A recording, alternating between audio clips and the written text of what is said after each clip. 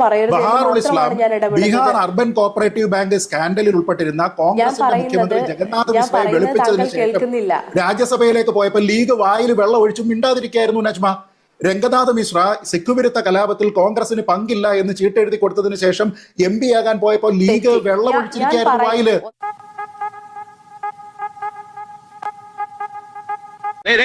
ഗ്രഹണി ആസ്മയൊക്കെയുള്ള പിള്ളേര് പതിവായിരിക്കുന്നതിലും 10 അടി തള്ളിയിരുന്നോണം പൊട്ടിപ്പാറുന്ന അടിയാ നടക്കാൻ പോകുന്നത്. കോക്രോച്ച് ജനതാ പാർട്ടിക്ക് പിന്നിൽ ആരാണ്? അവരുടെ ലക്ഷ്യമെന്താണ്? CJPയിലൂടെ ഡിജിറ്റൽ കലാപമാണോ? യുവാക്കളുടെ പ്രതിഷേധത്തിൻ്റെ ഒരു പുതിയ മുഖമാണോ ഇന്ത്യയിൽ തുറക്കുന്നത്? മുഖ്യധാര രാഷ്ട്രീയത്തെ ഇത് കുലുക്കുമോ? നിരോധിച്ച് ഇവരെ നിർവീര്യരാക്കാൻ കഴിയുമോ? നേപ്പാൾ, ബംഗ്ലാദേശ്, ശ്രീലങ്ക എന്നീ രാജ്യങ്ങളിലുണ്ടായ പ്രക്ഷോഭത്തിൻ്റെ മാതൃകയിലാണോ ഈ മുന്നേറ്റവും? രാജ്യസുരക്ഷയെ ബാധിക്കുന്ന ഗൂഢനീക്കമാണോ ഇത്? ശ്രീമതി നജ്മ തബ്ഷിറ, ഇത് വളരെ ഓർഗാനിക്കായുള്ള വളരെ ജെനുവിനായ യുവരോഷമാണോ? തീർച്ചയായും അവരുടെ ഒരു മീഡിയയിലാണ്, അവരുടെ ഒരു ഭാഷയിലാണ് ഈ പറയുന്ന മൂവ്മെന്റ്. നമുക്കിതിനെ ഒരു രാഷ്ട്രീയ പാർട്ടി എന്നോ അല്ലെങ്കിൽ ഏതെങ്കിലും ഒരു ഓർഗനൈസേഷൻ എന്നോ ഇപ്പം വിളിക്കാൻ പറ്റുന്ന ഒരു സ്ട്രക്ചറിലല്ല ഒരു മൂവ്മെന്റ് ഉണ്ടായി വരുന്നത്. പക്ഷെ ആ മൂവ്മെന്റിന്റെ തുടക്കത്തിൽ തന്നെ അത് ഭരണകൂടത്തെ ഇത്രയധികം ഭയപ്പെടുത്തുകയും ഇപ്പൊ നമ്മൾ നോക്കുന്ന സമയത്ത്, നമ്മൾ സംസാരിക്കുന്ന സമയത്ത് 22.2 മില്യൺ ആണ് ഇൻസ്റ്റഗ്രാമിൽ CJPയുടെ ഫോളോവേഴ്സ് എന്ന് പറയുന്നത്. ഭയങ്കരം തന്നെ. അവരുയർത്തുന്ന വിഷയങ്ങളാണ് യഥാർത്ഥത്തിൽ ഒന്നാമതായിട്ട് ഇങ്ങനെ ഒരു നടപടിയിലേക്ക് അല്ലെങ്കിൽ ഇങ്ങനെ ഒരു മാസ് അപ്പീലിലേക്കൊക്കെ പോകാനുണ്ടായ കാരണം എന്ന് പറയുന്നത്. ഇത് ജെനുവിൻ ആണോ, ഇതിനകത്ത് എന്തെങ്കിലും ഗൂഢാലോചനയുണ്ടോ എന്ന് ഇപ്പോഴത്തെ ഒരു ഇത് വളരെ ശൈശവദശയാണെന്ന് പറയാം. ഈ സമയത്ത് നമുക്ക് പറയാറായിട്ടില്ല. പക്ഷെ ഞങ്ങൾ ഇതിനെ കാണുന്നത് നിലവിൽ ഈ CJP മുന്നോട്ട് വെക്കുന്ന അല്ലെങ്കിൽ ഈ ഒരു മൂവ്മെന്റ് അല്ലെങ്കിൽ യങ് ജനറേഷൻ മുന്നോട്ട് വെക്കുന്ന ഈ ഇഷ്യൂ എല്ലാം ജെനുവിൻ ആണ്.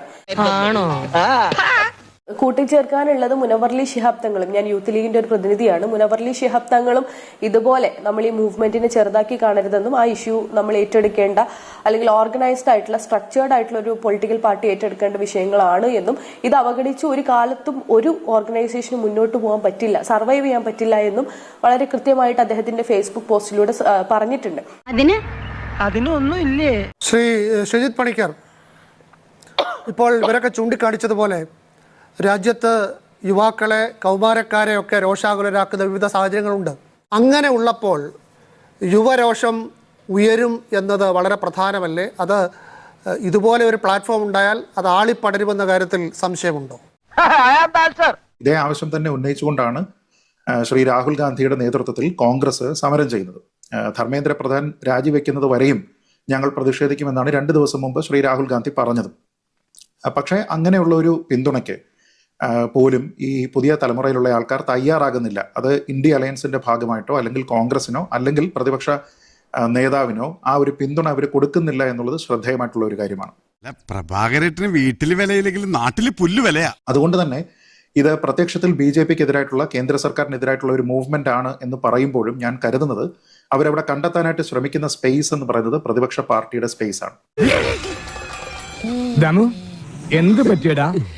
ചായ നെറുകന്തലേ കയറി ബ്ലോക്ക് ആയതാ. അതിന് വ്യക്തമായിട്ടുള്ള കാരണങ്ങളുണ്ട്. വളരെ ചുരുങ്ങിയ സമയത്തിനുള്ളിൽ മറ്റാരുടെയും ഇമാജിനേഷൻ ക്യാപ്ചർ ചെയ്യാൻ കഴിയാത്ത രീതിയിൽ ഇവർക്കൊരു വേരോട്ടം ഉണ്ടാവുക, നാഷണൽ ശ്രദ്ധ കിട്ടുക, ഇന്റർനാഷണൽ ശ്രദ്ധ കിട്ടുക എന്നൊക്കെ പറഞ്ഞത് ഓർഗാനിക്കായിട്ട് ഇത്രത്തോളം ഫോളോവേഴ്സ് ഉണ്ടാക്കാനുള്ള സാധ്യത വളരെ കുറവാണ് എന്നുള്ള ഒരു വിമർശനമുണ്ട്. അതൊക്കെ നാട്ടുകാർക്ക് അറിയാവുന്ന കാര്യമല്ല അല്ലേ? ഈ വിഷയം ഇവരിപ്പോ ഈ കഴിഞ്ഞ ദിവസങ്ങളിൽ ഏറ്റെടുത്തു എന്നതിനപ്പുറത്തേക്ക് ഇവരുടെ ഫൗണ്ടിങ് പ്രിൻസിപ്പിൾസുമായി ബന്ധപ്പെട്ട് കുറെ അധികം കാര്യങ്ങൾ അവർ പറയുന്നുണ്ട്. അതിൽ ഈ നീറ്റ് പേപ്പർ ലീക്കോ മറ്റു കാര്യങ്ങളോ ഒന്നും തന്നെ ഇല്ല. അതിൽ പറഞ്ഞിരിക്കുന്ന പല കാര്യങ്ങളും ജനാധിപത്യ വിരുദ്ധമാണ് എന്നുള്ളതാണ് അതിലുള്ള എൻ്റെ ഏറ്റവും പ്രധാനപ്പെട്ട ഒരു ആക്ഷേപം. അതുകൊണ്ട് തന്നെയാണ് ഞാൻ പറയുന്നത്, പ്രതിപക്ഷത്തിന് ഉള്ള ഒരു സ്പേസ് കണ്ടെത്തുക, കുറച്ചുകൂടി ബെറ്ററായിട്ട് ഒരുപക്ഷെ പുതിയ തലമുറയ്ക്ക് സ്വീകാര്യമായിട്ടുള്ള ഒരു പ്രതിപക്ഷ മോഡൽ ഉയർത്തുക എന്നൊക്കെ പറയുമ്പോൾ പ്രതിപക്ഷത്തിന് പോലും കാര്യമായിട്ട് ഉന്നയിക്കാൻ കഴിയാത്ത ചില കാര്യങ്ങൾ അവർ പറയുന്നുണ്ട്. അത് ഡൗൺ റൈറ്റ് ആന്റി ഡെമോക്രാറ്റിക് ആണ് എന്നുള്ളതാണ് ഞാൻ കരുതുന്നത്. അതിന് കാരണം അവരുടെ ആ ലക്ഷ്യങ്ങൾ നോക്കിക്കഴിഞ്ഞാൽ അതിൽ ചിലതൊക്കെ ഫാഷിസവുമാണ് എന്ന് പറയാം. ഇപ്പോൾ ഉദാഹരണത്തിന് അംബാനി, അദാനി ഇവരുടെ മീഡിയ പ്രസൻസിനെ ബ്ലാങ്കറ്റായിട്ട് എതിർക്കുകയാണ്. അവരുടെ മീഡിയ ലൈസൻസ് എല്ലാം ഇന്ത്യയിൽ റദ്ദാക്കണം എന്നവർ പറയുകയാണ്. അത് എന്ത് തരത്തിലുള്ള സാമൂഹ്യ പ്രവർത്തനമാണെന്ന് എനിക്ക് മനസ്സിലാകുന്നില്ല. അതല്ല ഉദ്ദേശം. ഇപ്പോ അംബാനി അദാനി ആൾക്കാരുടെ ഇൻവെസ്റ്റ്മെന്റ് ഉള്ള CNN പോലെ, CNBC, News 18, Firstpost, Moneycontrol, NDTV, IANS പോലെയുള്ള അഗ്രഗേഷൻ ആൾക്കാർ ഇതൊക്കെ തന്നെ പ്രവർത്തിക്കുന്നുണ്ട്. ഇതെല്ലാം തന്നെ നമ്മുടെ നാട്ടിലുള്ള നിയമം അനുസരിച്ച് പ്രവർത്തിക്കുന്നതാണ്. ഇവരൊക്കെ ഇതിൽ ഏതെങ്കിലും തരത്തിലുള്ള തട്ടിപ്പ് കാണിച്ചു എന്ന് പറയാനായിട്ട് ഈ കോക്രോച്ച് ജനതാ പാർട്ടിക്ക് കഴിയുന്നുണ്ടോ? ഇല്ല എന്നുള്ളതാണ് ഉത്തരം. അപ്പൊ ഞങ്ങൾക്ക് അംബാനിയും അദാനിയും ഇഷ്ടമല്ല, അതുകൊണ്ട് അവരെ നിരോധിക്കണം എന്ന് പറയുന്നത് എന്ത് തരം ജനാധിപത്യ ബോധമാണ്? അത് പൂർണ്ണമായിട്ടും ഫാഷിസമാണ്. അങ്ങനെയാണെങ്കിൽ CJP എന്ന് പറയുന്ന ഗ്രൂപ്പിനെ ഇഷ്ടമല്ലാത്തത് കൊണ്ട് അവരുടെ സോഷ്യൽ മീഡിയ ഹാൻഡിലുകൾ ഞങ്ങൾ അങ്ങ് ബാൻ ചെയ്യുകയാണ് എന്ന് കേന്ദ്ര സർക്കാർ തീരുമാനിക്കുന്നെങ്കിൽ, ഇപ്പോൾ അതിൽ കുറെ ബാനൊക്കെ വന്നിട്ടുണ്ട് എന്ന് നമുക്കറിയാം. ഒരു ലീഗൽ നോട്ടീസ് അനുസരിച്ചിട്ട് നമ്മളത് കംപ്ലൈ ചെയ്യുന്നു എന്നൊക്കെ ഈ പ്ലാറ്റ്ഫോമുകളൊക്കെ പറയുന്നു. അങ്ങനെയാണെങ്കിൽ അതിനെ എതിർക്കാനായിട്ട് ഇവർക്ക് എങ്ങനെ കഴിയും? ഞങ്ങൾക്ക് ഇഷ്ടമല്ലാത്ത അംബാനി അദാനിയുടെ മീഡിയ വർക്ക് ചെയ്യണ്ട എന്നാണ് ഇവർ പറയുന്നത് എങ്കിൽ ശരി, ഞങ്ങൾക്ക് ഇഷ്ടമല്ലാത്ത CJP വർക്ക് ചെയ്യണ്ട എന്ന് കേന്ദ്ര സർക്കാർ തീരുമാനിച്ചാൽ എന്ത് ന്യായത്തിന്റെ പേരിൽ പിന്നീട് അതിനെ എതിർക്കാനായിട്ട് സാധിക്കും? അതേപോലെ നമ്മൾ നോക്കുക, ഈ ഗോദി മീഡിയയുടെ ആങ്കേഴ്സിന്റെ ബാങ്ക് അക്കൗണ്ട് പരിശോധിക്കുക. ഇവരുടെ പ്രഖ്യാപിതമായിട്ടുള്ള ഒരു ലക്ഷ്യമാണ്. BJPക്കെതിരായിട്ടുള്ള കേന്ദ്ര സർക്കാരിനെതിരായിട്ടുള്ള ഒരു ആരോപണം എന്താണ്? അവർക്കെതിരായിട്ടുള്ള മാധ്യമ പ്രവർത്തനം നടത്തുന്ന മാധ്യമ സ്ഥാപനങ്ങളുടെ, അത് വിദേശ മാധ്യമ സ്ഥാപനങ്ങളുടെ, ഇന്ത്യയിൽ പ്രവർത്തിക്കുന്ന ഏജൻസികളുടെ ഇതുൾപ്പെടെ സാമ്പത്തിക ഉറവിടം അന്വേഷിക്കുന്നതിന് വേണ്ടിയിട്ട് ED അയക്കുന്നു എന്നല്ലേ? അപ്പൊ ആ പറയുന്നത് ഇതും തമ്മിൽ എന്താണ് വ്യത്യാസം? അപ്പൊ നിങ്ങൾ ആരെയാണോ എതിർക്കുന്നത്, അവർ പറയുന്ന കാര്യം അല്ലെങ്കിൽ അവർ ചെയ്യുന്ന കാര്യം അതിനേക്കാൾ വലുതായി ചെയ്ത് കാണിക്കുകയാണെങ്കിൽ നിങ്ങൾ വലിയ ഫാഷിസ്റ്റേ ആകുന്നുള്ളൂ. ഇവിടെ ശ്രീജിത്ത് പണിക്കർ അവതരിപ്പിച്ച വളരെ ഷുഗർ കോട്ടഡ് ആയിട്ട് ഈ ഒരു മൂവ്മെന്റിന്റെ ഫാഷിസ്റ്റ് മൂവ്മെന്റ് എന്ന് ബ്രാൻഡ് ചെയ്യാനുള്ള ഒരു ശ്രമത്തെയാണ് എന്നാണ് എനിക്ക് തോന്നുന്നത്. മുസ്ലിമാണോ എന്ന് ചോദിച്ച് അവരുടെ വീടുകളിലേക്ക് ബുൾഡോസർ വരുന്ന ഒരു കാലത്തെയാണ്, അല്ലെങ്കിൽ ഏതെങ്കിലും തരത്തിൽ പ്രതികരിക്കാൻ ശ്രമിക്കുമ്പം, ഗൗരി ലങ്കേഷ് മുതൽ അങ്ങോട്ടുള്ള ഉദാഹരണങ്ങൾ എടുക്കാം, ഏതെങ്കിലും തരത്തിൽ പ്രതിഷേധിക്കാൻ ശ്രമിക്കുമ്പം അവർക്കെതിരെ UAPA ഉണ്ടാവുകയും അവരെ കൊല്ലുകയും ചെയ്യുന്ന ഒരു നാടിനെയാണ് ഈ കുട്ടികൾ വിറ്റ്നസ് ചെയ്യുന്നത്. എന്താണ് നിന്റെ പ്രശ്നം?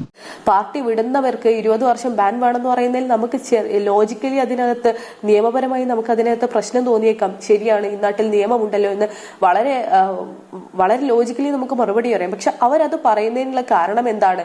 ഇപ്പം ആദ്മി പാർട്ടി പോലെയുള്ള ഒരു പാർട്ടിയുടെ വളരെ സെക്യുലർ ആണെന്ന് പറയുന്ന ഒരു പൊളിറ്റിക്സ് മുന്നോട്ട് വെക്കുകയും ആ പാർട്ടിയെ മൊത്തം എടുത്ത് തൂക്കിയിട്ട് ഒരു രാഘവ് ചന്ദയും കൂട്ടരും പാർട്ടി വിടുകയും മറ്റൊരു രാഷ്ട്രീയ പാർട്ടിയോടൊപ്പം ഞാൻ ഇപ്പോഴാണ് റൈറ്റ് പ്ലേസിലെത്തിയത്, I'm the right person at the right place എന്ന് വളരെ ആത്മവിശ്വാസത്തോടു കൂടി പറയുന്ന ഒരു വർഗീയ രാഷ്ട്രീയ പാർട്ടിയോടൊപ്പം കൂടാൻ ഒരു മടിയും കാണിക്കാത്ത രാഷ്ട്രീയക്കാരുണ്ടാവുമ്പോൾ അവരത് പറയുന്നത് വളരെ സ്വാഭാവികമാണ്. പച്ചവെള്ളം ചവച്ചു കുടിക്കണ പഞ്ചപാവം അങ്ങോട്ട് ഇറങ്ങിയില്ലടേ.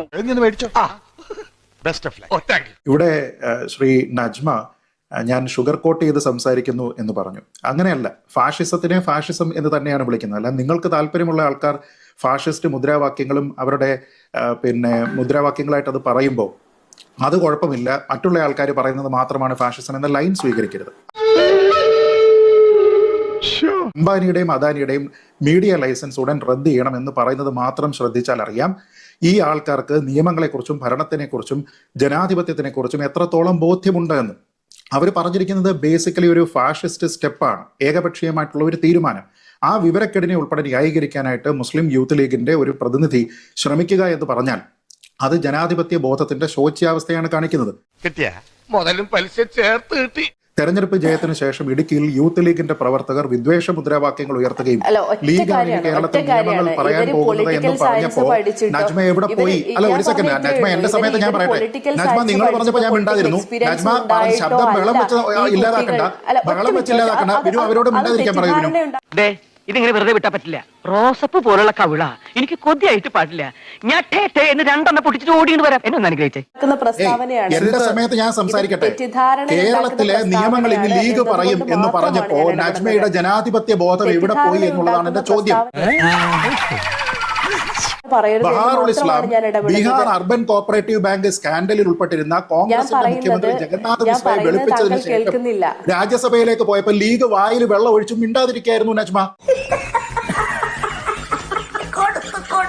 പറയരുത് എന്ന് ബഹാറുൽ ഇസ്ലാം മാത്രമാണ് ഞാൻ ഇടപെടുന്നത്. ബീഹാർ അർബൻ കോപ്പറേറ്റീവ് ബാങ്ക് സ്കാൻഡലിൽ ഉൾപ്പെട്ടിരുന്ന കോൺഗ്രസിന്റെ മുഖ്യമന്ത്രി ജഗന്നാഥ് മിശ്രയെ വെളുപ്പിച്ചതിന് ശേഷം രാജ്യസഭയിലേക്ക് പോയപ്പോൾ ലീഗ് വായിൽ വെള്ളം ഒഴിച്ചു മിണ്ടാതിരിക്കുകയായിരുന്നു നജ്മ.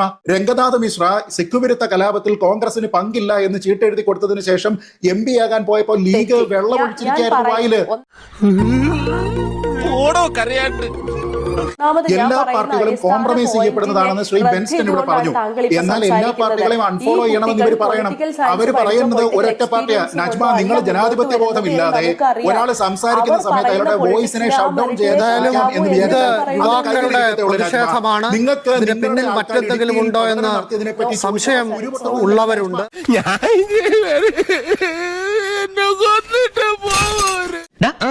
കിട്ടിയാ? ഇല്ല, ചോദിച്ചു വാങ്ങിച്ചു. പോവാ. തൽക്കാലം ഇത്രയും മതി. വരട്ടെ.